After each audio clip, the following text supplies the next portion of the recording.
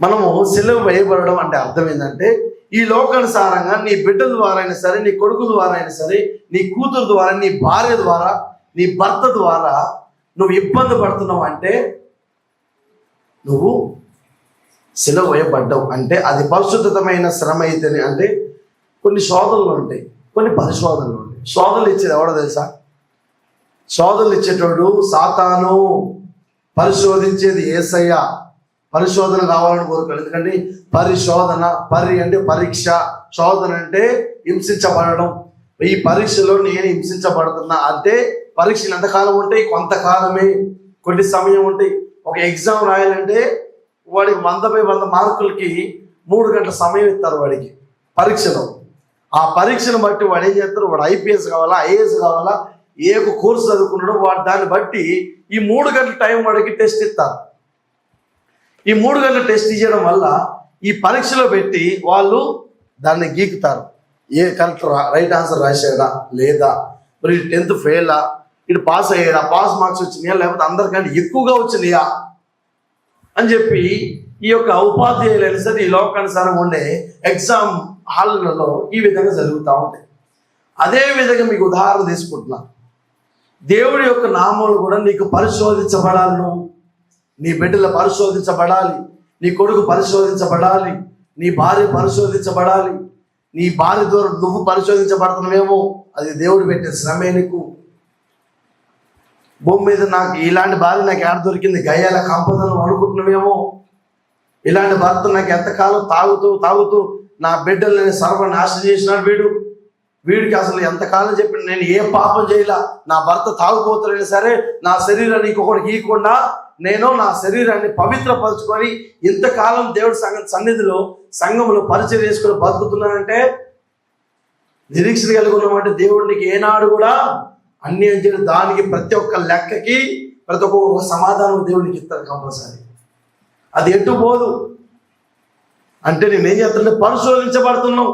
ఈ భూమి మీద ఉన్నంత కాలమే 60-70 సంవత్సరాలు నువ్వు పరీక్షించబడుతున్నావు. ఈ పరిశోధన అయిపోయిన తర్వాత నీకు రిజల్ట్ ఎక్కడ వస్తుంది తెలుసా? యుగ యుగాలు పరలోక రాజ్యం ఉంటుంది. పరలోక రాజ్యంలో యుగ యుగాలు అనుకో. యుగానికి 100 సంవత్సరాలు అనుకో. 10 యుగాలకి ఎన్ని సంవత్సరాలు? 1000 సంవత్సరాలు. 1000 సంవత్సరాలు నువ్వు భూమి మీద ఉన్నప్పుడు ఎన్ని సంవత్సరాలు బతికినావు? ఎన్ని సంవత్సరాలు నీ భర్తతో నీ భార్యతో ఎంత వేదన పడ్డావు నువ్వు అంటే మహా అంటే 20-30 సంవత్సరాలు వేదన పడ్డావేమో, ఇంకో 50 సంవత్సరాలు వేదన పడ్డమేమో.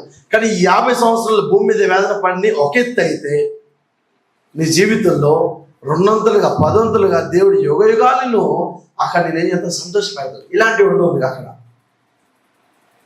ఏముండవు.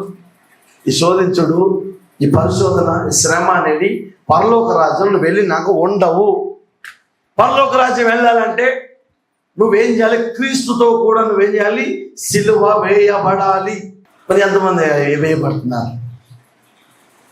సిలువ ఎంతమంది వేయబడుతున్నారు? నిజాయితీగా ఎంతమంది వేయబడుతున్నారు? లోకంలో భార్యని ఎంతమంది కొంతమంది ప్రేమ దొరికిపెట్టారా? నీ భార్యకి నువ్వు కమిట్మెంట్ ఇచ్చినవు అంటే పెళ్ళయ్యే ముందు ఒక మాట ఇచ్చినవు, ఈయనే నా భర్త, ఈయననే నా సర్వస్వం అని చెప్పి నువ్వు మాట ఇచ్చినవు. నువ్వు కూడా ఏమే నా భార్య, ఏమే నాకు సర్వస్వం అని చెప్పి నువ్వు మాట ఇచ్చినవు, కమిట్మెంట్ ఇచ్చినవు. అదే రకంగా నీకు ఇంకో పురుషుడు ఉండదు, ఇంకో స్త్రీ నీ జీవితంలో ఉండకూడదు.